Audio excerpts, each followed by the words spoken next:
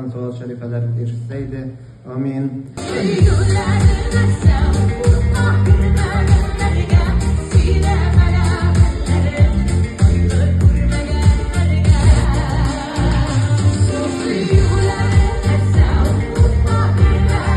Gelecekte de zor oңuшларга erişip, gelecekte de zor şunday işler işlep.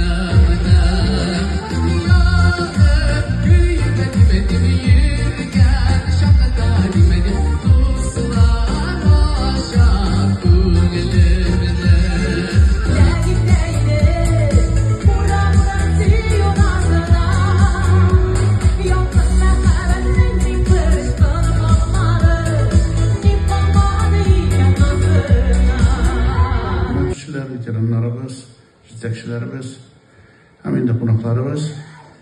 Bütün özge de birinchidan bek zo'r rahmat. O'zingizni ishingizni yaratib ishlagingiz, ham zo'r natijalarga keluv.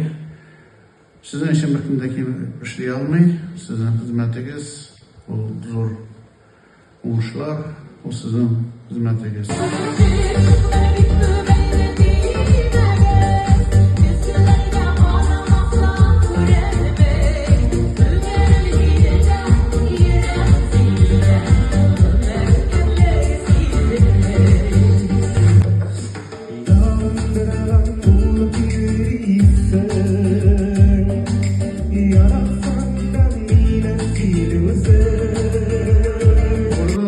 Onu hesapga olib, hektardan 39 sentner tashkil etdi.